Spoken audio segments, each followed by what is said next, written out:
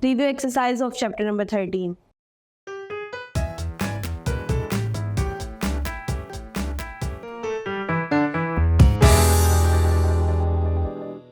Assalamu alaikum. I welcome you all on the platform of digital academic provided by Moonlight International Publishers. Hello my dear students, I'm your maths teacher. My name is Aisha.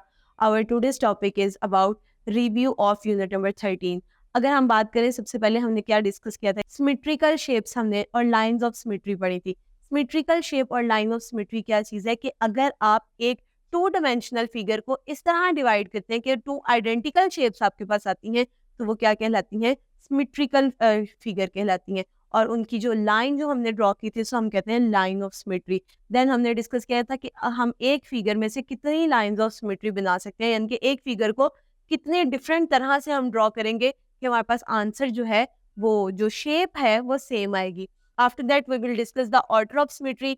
उसके बाद students हमने translation of object पढ़ा था कि अगर हम किसी object को क्वाड्रेंट के अंदर रखते हुए कहीं मूव करते हैं तो उसकी ट्रांसलेशन में क्या इम्पैक्ट पड़ता है, उसका साइज, उसकी शेप और उसके जो ऑल्टीट्यूड्स हैं या उसकी जो मेजरमेंट्स हैं, उनमें कोई चेंज नहीं आता। आपके पास सिर्फ डायरेक्शन भी चेंज नहीं होती है, सिर्फ पोजीशन चेंज हो जाती है ट्रांसलेशन में।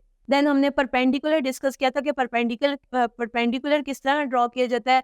आफ्टर दैट हमने एंगल्स डिस्कस किए थे कि एंगल्स की टाइप्स किस तरह की होती हैं, alternate, corresponding, supplementary, complementary angles होती हैं। फिर हमने ट्रायंगल डिस्कस किया था, उसकी प्रॉपर्टीज पढ़ी थी और ट्रायंगल को देखा था कितने पार्ट्स में डिवाइड किया गया है। ट्रायंगल की टाइप्स बाय साइड दिखाई गई थी, जिसमें आपके पास इक्विलेटरल, आइसोसेलेस और स्केलन ट्रायंगल दिखाया गया था। और फिर आपने ट्रायंगल बाय एंगल्स पढ़े थे, जिसमें आपके पास एक्यूट, ऑब्ट्यूज और राइट एंगल ट्रायंगल दिखाई गई थी। आफ्टर दैट आप लोगों ने उनसे रिलेटेड क्वेश्चंस को सॉल्व करना सीखा। फिर आप लोगों ने क्वाड्रेटरल डिस्कस किया। क्वाड्रेटरल आपके पास 4 साइडेड फिगर थी, जिसमें आपके पास काइट आ जाती है, रोम्बस आ जाता है, स्क्वायर आ जाता है, रेक्टेंगल, पैरेललोग्राम और ट्रेपीजियम। जो आपके पास क्वाड्रेटरल थे उसके सम ऑफ एंगल्स 360 के इक्वल थे और जो ट्रायंगल थे उसके सम ऑफ एंगल्स 180 डिग्री के इक्वल थे। आज हमने इसी से रिलेटेड एक्सरसाइज को सॉल्व करना है। सबसे पहले अगर मैं बात करूं तो आपके पास ऑब्वियसली क्वेश्चन नंबर 1 जो होगा वो मल्टीपल चॉइस क्वेश्चन होंगे। आपने हर स्टेटमेंट को गौर से पढ़ना है, द बेस्ट ऑप्शन पे टिक लगाने। A rhombus with 4 right angles is called a square. ऐसी रोम्बस जिसकी 4 साइड्स होती हैं उसको क्या कहते हैं, स्क्वायर कहते हैं। The sum of interior angles of any triangle is equals to 180 degree. ये हमने पढ़ा था, तो बी ऑप्शन। इसी तरह आप इस एक्सरसाइज के बाकी पार्ट्स को सॉल्व करेंगे, बाकी एमसीक्यूज को सॉल्व करेंगे। अगर हम क्वेश्चन नंबर 2 की बात करें, इट्स सो इजी कि आपको एक फिगर दी गई है और उनका लाइन ऑफ सिमेट्री ड्रॉ करें कि आप कितनी लाइन ऑफ सिमेट्री इसमें से ड्रॉ कर सकते हैं कि आपके पास इक्वल साइड्स आएंगी।